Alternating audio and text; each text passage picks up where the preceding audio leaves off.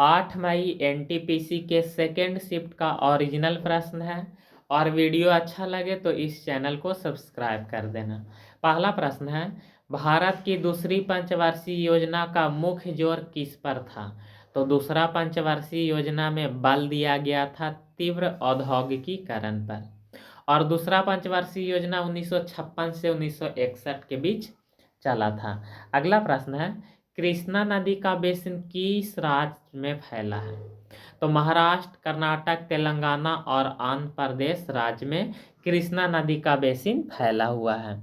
अगला प्रश्न है, एक व्यक्ति को अपनी दृष्टि सुधारने के लिए -2.5 डायोप्टर शक्ति का लेंस दिया गया है। किस प्रकार के लेंस का उपयोग किया जा रहा है और आँख के किस दोष को सुधारा जा रहा है? तो आपता लेंस का उपयोग किया जा रहा है और निकट दृष्टि दोष को सुधारा जा रहा है। तो यही आपका आंसर हो जाएगा। विश्व का पहला समान प्रायोजन इलेक्ट्रॉनिक डिजिटल कंप्यूटर आमतौर पर किसे माना जाता है? तो ENIAC को माना जाता है। गोवा का सावो जोआओ महोत्सव किस धर्म से संबंधित है? तो यह महोत्सव ईसाई धर्म से संबंधित है।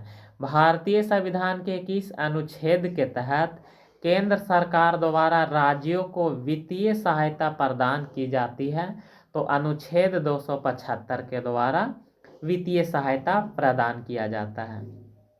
भारतीय राष्ट्रीय कांग्रेस के उदारवादी या नरमपंथी नेता कौन थे? तो दादा भाई नौरोजी, गोपाल कृष्ण गोखले, फिरोज शाह मेहता, सुरेंद्र नाथ बनर्जी, आनंद मोहन बसु, दिनसा वाचा और बिमेश चंद्र बनर्जी, ये सभी के सभी व्यक्ति भारतीय राष्ट्रीय कांग्रेस के उदारवादी या नरमपंथी नेता थे।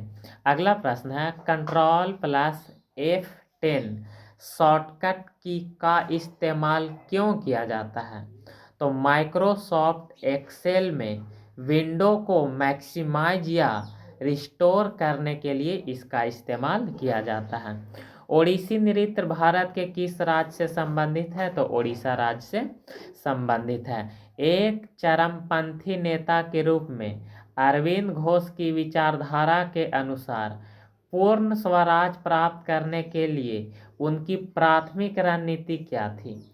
तो निष्क्रिय प्रतिरोध, जिसमें विदेशी वस्तु, सरकारी स्कूल और अदालत का बहिष्कार शामिल था। तो यही आपका आंसर हो जाएगा। अगला प्रश्न है, 104वां संविधान संशोधन किस से संबंधित है?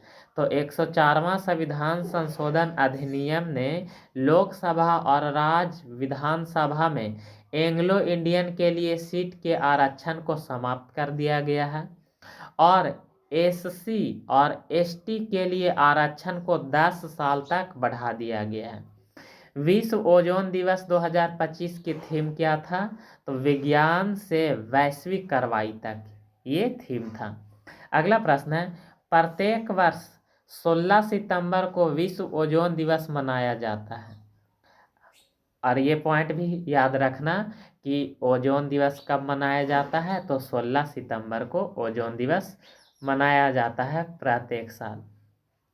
लेंज के नियम के ऊर्जा संरक्षण सिद्धांत के अनुसार T समय के लिए प्रेरित धारा I के कारण प्रतिरोध R में उत्पन्न होने वाली ऊष्मा का सूत्र क्या होगा? तो H बराबर I² RT, जहाँ H हो जाएगा ऊष्मा, I हो जाएगा प्रेरित धारा, R हो जाएगा प्रतिरोध और T हो जाएगा समय।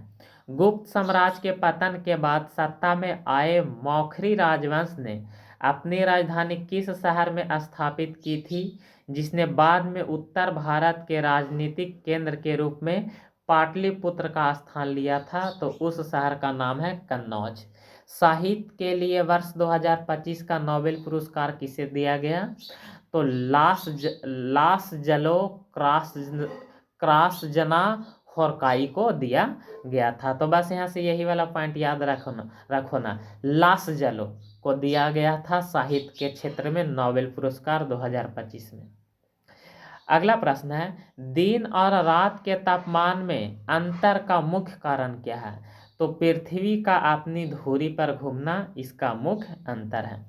73वां संवैधानिक संशोधन अधिनियम 1992 के अंतर्गत पंचायती राज संस्थाओं की वित्तीय स्थिति की समीक्षा करने के लिए किस आयोग की स्थापना का प्रावधान किया गया था?